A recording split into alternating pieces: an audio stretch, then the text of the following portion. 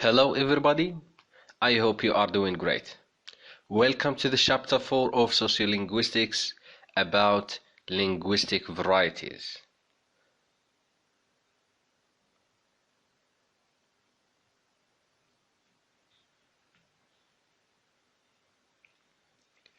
In today's video, we are going to understand this term: vernacular, standard language, lingua franca, a Pidgin, Creole, and deed language. So let's get started with the term vernacular. The term vernacular refers to a language which has not been standardized and which does not have official status. It refers to purely spoken forms of a language.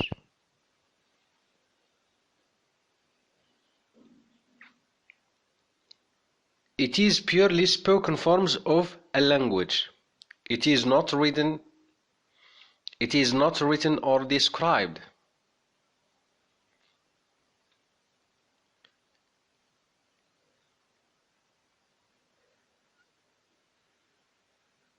Here we have some characteristics of a vernacular, the properties of a vernacular. It is neither codified nor standardized. It is acquired in the home as a first variety. It is used for relatively narrow range of informal function. Okay?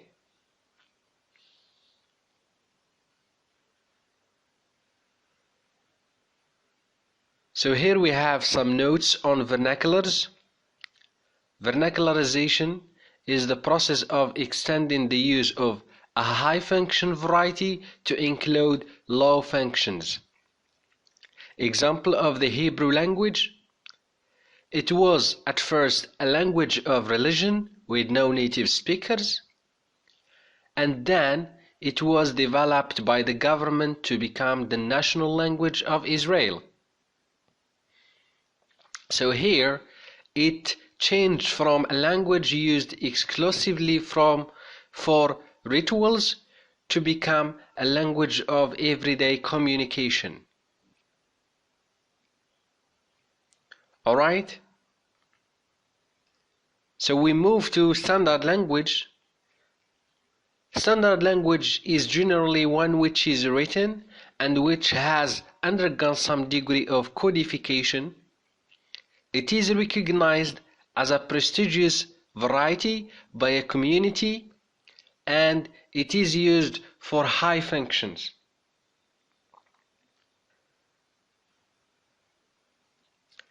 So here we talked about vernaculars, and we said that vernaculars are not codified, whereas standard languages are codified languages. And we talked about vernaculars, and we said that they are purely spoken forms and not written, but standard languages are written. This one is prestigious. It has a high value in society, in community. It is merely appreciated. It is admired, because we use this one in formal setting, national and international conferences, etc. Okay?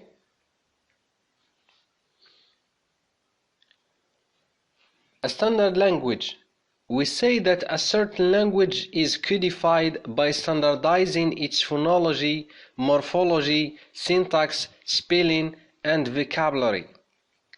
That is to say, in simple words, that a standard language is codified. That is to say, it has its own sounds, it has its own vocabulary, it has its own alphabets, it has its own grammatical rules concerning its grammar book. Okay? Moving quickly to another term, which is the lingua francas. Lingua francas can be defined as the languages or varieties which are popular and widely used for trade and communication purposes by almost everybody in a community where many languages and dialects are used. In other words, any language can function as a lingua franca.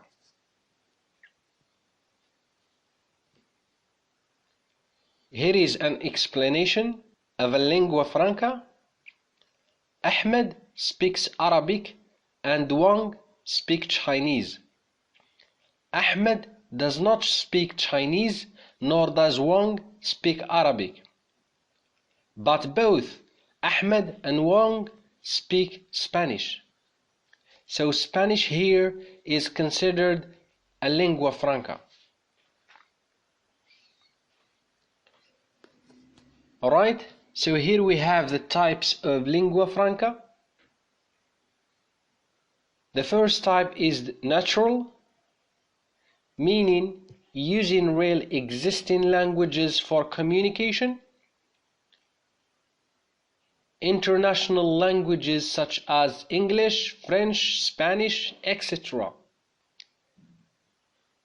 And we have Pidginized lingua francas, that is to say, using a spontaneous blend of two real languages. All pidgins are lingua francas, but not all lingua francas are pidgins. Example, Hawaiian pidgin. And also we have planned, using artificial linguistic forms created by people. They are similar to pidgins in that they are used for specific purposes, and they differ in that they are intentionally constructed.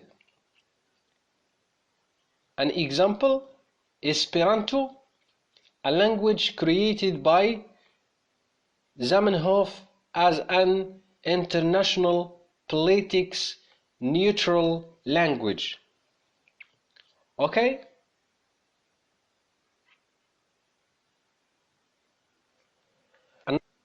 Another example of lingua franca, which is about English.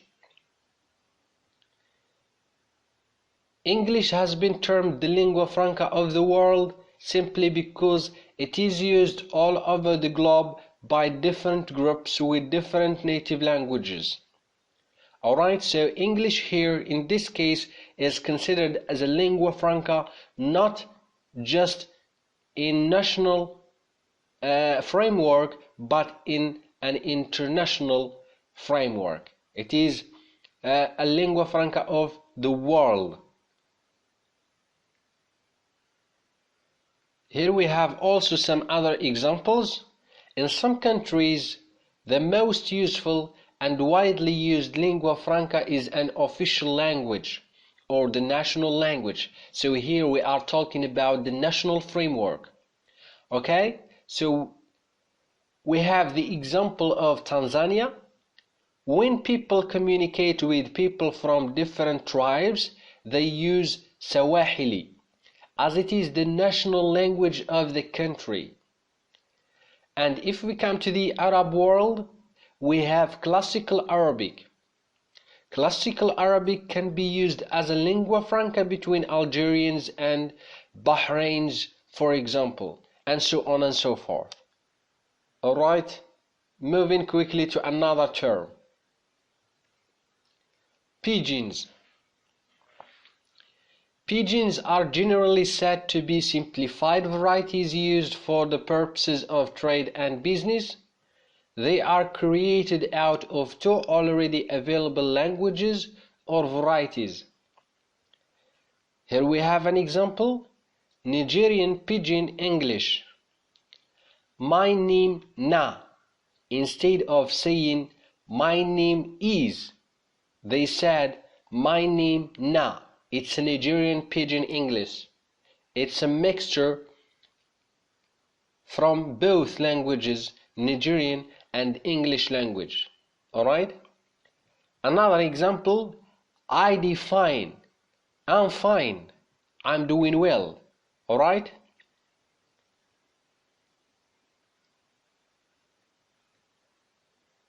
Here we have some characteristics or properties of pidgins. They are not native tongues of anyone, and they are used in restricted domains and functions. That is to say, they are not used in the whole range of functions. They are not used in all the domains, in all the areas of life.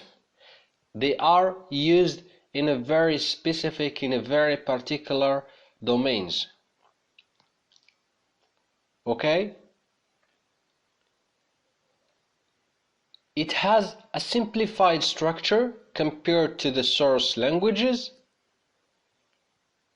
Pidgin languages are very simple in their structure if they compared to the origin. It generally has low prestige and attracts negative attitudes, especially from outsiders. Alright? So here we have attitudes towards pidgins. Pidgins do not have high status or prestige to those who do not speak them. They often seem ridiculous languages. People find them funny as they sound like baby talk to them. They are often a good source of jokes. People think they can guess the meaning, which can lead to serious misunderstandings. So moving quickly, alright? Creole. Creoles are different from pidgins in that they have native speakers, and linguistically they have a richer vocabulary and syntax. Creoles also differ from pidgins in their range of functions, in their structure, and in the attitudes expressed towards them.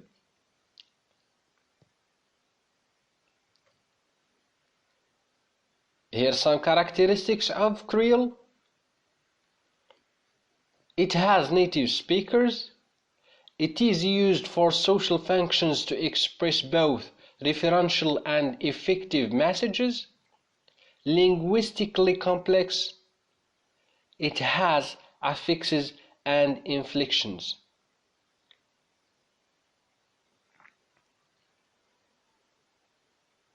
So here we have some attitudes of Creole. Outsiders have negative attitudes towards Creoles. When Creoles are the high variety, they are appreciated by their speakers as they are considered prestigious. When Creoles are the low variety, speakers express strong loyalty to them because they show solidarity and best express their feelings. So now we are going to move to the next slide about language deed or deed language.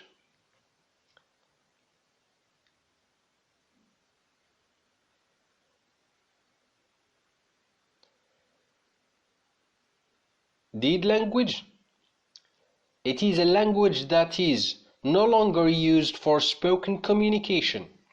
Example, the Latin. The characteristics of a deed language. It has no native speakers and it is not used for spoken communication.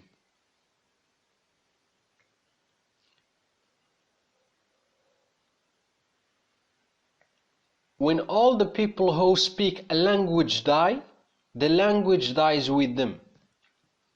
The causes can be either natural, that is to say natural diseases or natural disasters, or man-made,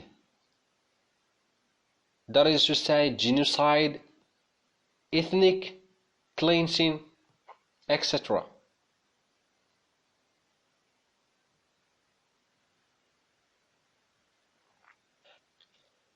A language is declared dead by the death of its last speaker, or when there are a few left but no longer use it in spoken communication, particularly at home.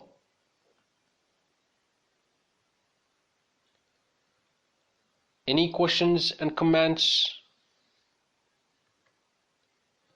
Thank you for your time and your attention. Thank you very much.